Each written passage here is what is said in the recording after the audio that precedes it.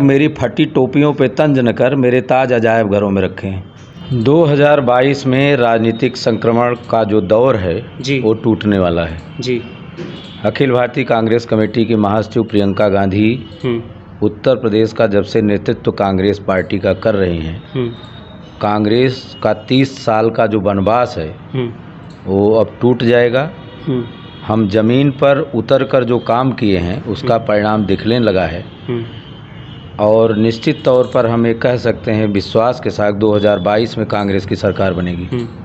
क्या कमियां रह गई 30 साल तक आप लोग वापसी नहीं कर पाए? कमियां बहुत थी जी। कल तक जो आता था फरिश्तों की तरह वह भी था शामिल मेरे कत्ल में औरों की तरह। जी। जिनसे हमने गठबंधन किया राजनीतिक पार्टियों से, वो कांग्रेस की एक भूल थी।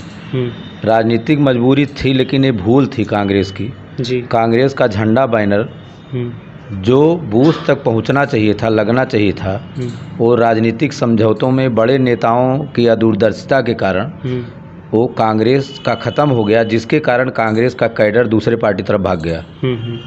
कांग्रेस के जिन नेताओं को आज भी उत्तर प्रदेश में चुनाव लड़ने का फ्री कांग्रेस के बैनर से दिया गया है टिकट, वो अभी तक हारे नहीं हैं। उसमें अनुग्रह नारायण सिंह, प्रमोद तिवारी और ऐसे कई नेता मिल जाएंगे जो लड़ रहे हैं और जीत रहे हैं। आज़ादी के बाद जैसे जैसे वक्त बीतता आया है, कांग्रेस कहीं ना कहीं धीरे धीरे कमज़ोर होती रही है और ख़ासकर अगर उत्तर प्रदेश के बारे में बात करेंगे तो स्थिति हर कोई जानता है। क्या कारण रहा और क्या कुछ ऐसा हुआ जिसने कांग्रेस को यहाँ खड़े नहीं होने दिया? और जाति समीकरण के बारे में क्या कहेंगे? देखिए, कांग्रेस विकास के मुद्दे पर लड़ती थी जी। हिंदू मुसलमान जाति धर्म के मुद्दे पर नहीं लड़ती थी। इसीलिए हमारे पास 20 सूत्री कार्यक्रम, पंचवर्षीय योजनाएं थीं। जब सन 80 के दशक के पहले याद करिए, मंदिर मुद्दा नहीं था जी। मंदिर मुद्दा लाया गया। KM पांडे का IAS अधिकारी थे जी। IPS अधिकारी थे, उन्होंने पूजा शुरू किया और जज थे, उन्होंने पूजा शुरू किया और अपने यहाँ रिट करा के एक फैसला दे दिया, ताला खोलना पड़ा। कांग्रेस ने 300 मीटर मंदिर का निर्माण कराने की नींव डाली, सोचा कि ये मुद्दा यहीं दब जाएगा, लेकिन भाजपा ने उस मुद्दे को तोड़ने की कोशिश किया और 300 मीटर की जगह कांग्रेस को उस मुद्दे को भाजपा ने सांप्रदायिक रंग दे दिया और सांप्रदायिकता के कारण कांग्रेस को जो भुगतना पड़ा, बाबरी मस्जिद गई, लोग कहते हैं मंदिर गया, लेकिन कांग्रेस जो भुगतना पड़ा, मुलायम सिंह ने कहा कि कांग्रेस मुसलमान विरोधी है और भाजपा ने कहा कांग्रेस मुस्लिम परस्त है।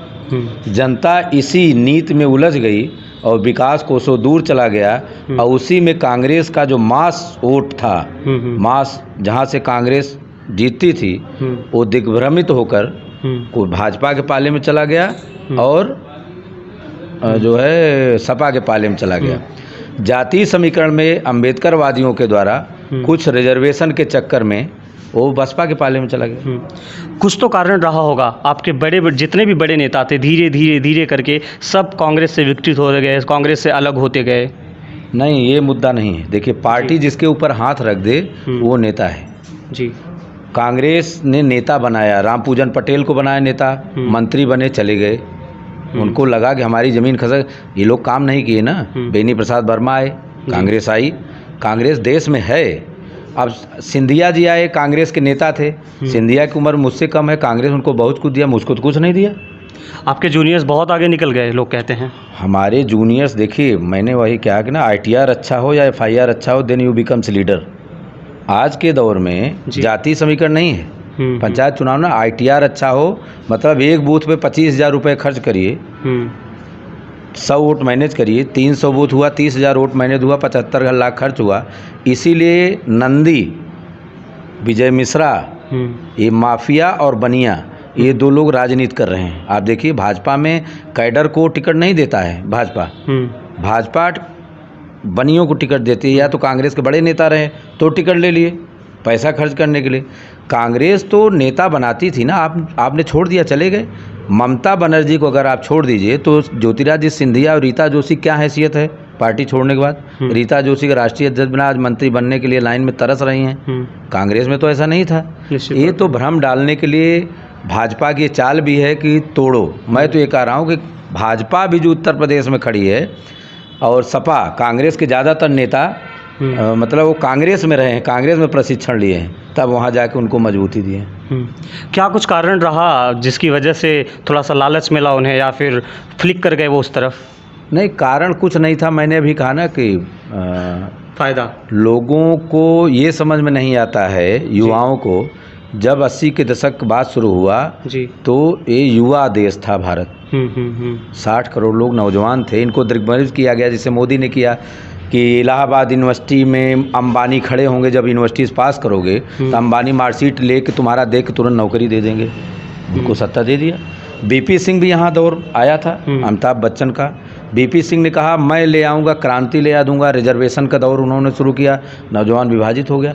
सत्ता प्राप्त करने के लिए रिजर्वेशन का जो मुद्दा आया, वो 50 करोड़ भारत की जनता, जनसंख्या माने एक एक मतदाता गिनती मैं बता रहा हूँ, 50 करोड़ को वोट लेने के लिए आरक्षण आया और 80 करोड़ को वोट लेने के लिए मंदिर आया। लेकिन कांग्रेस पूरे देश को रिहंद बांध से लेकर सैटेलाइट से लेकर, भाई ये मोबाइल आया, संसद जाम किया विपक्षी लोगों ने। उनके साथ तब मुलायम सिंह भी थे, अटल जी के साथ, बैलगाड़ी से जाते थे।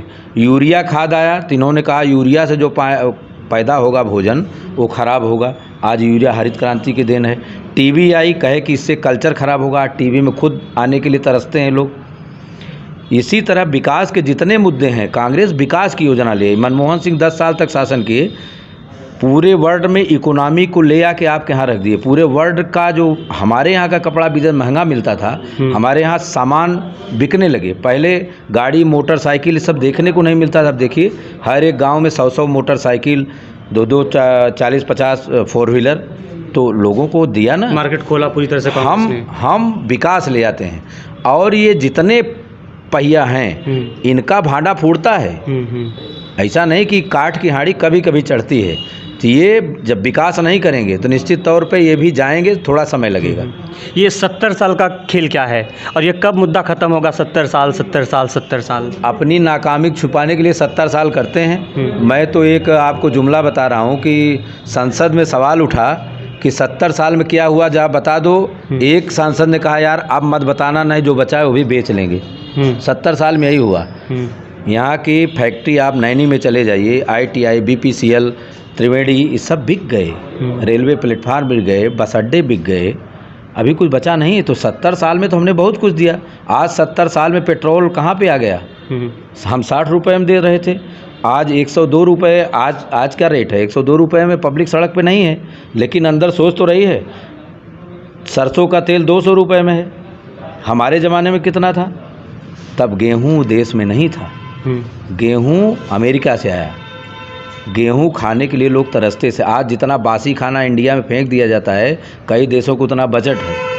पान बीड़ी सिगरेट में जितना धुआं उड़ा दिया जाता है, कई देशों को उतना बजट है।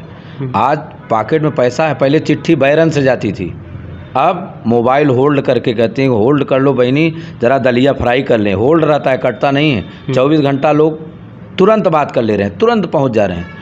मेडिकल की सुविधा, कोरोना माह का आप देखें कितने लोग मर गए। प्रश्न उठाने के लिए कांग्रेस, प्रियंका गांधी प्रश्न उठाई, कितने लोग सरकार की नाकामी और अस्पताल ना मिलने से मर गए। तो भाजपा ने पलटवार किया, संस्कार जोड़ दिया कि मुर्दे को ज़मीन में गाड़ना है संस्कार है। देखिए भाई, ये नहीं पूछ रहे हैं कि ये गड़ने क्यों आए, संस्कार तो हम भी जानते हैं। वो साफ तौर पे 70 साल दिखाते, कुछ हुआ नहीं, इसी वजह से हम मेडिकल सुविधाएं नहीं दे पा रहे हैं। 70 साल में कुछ भी नहीं हुआ। बस यही कहूँगा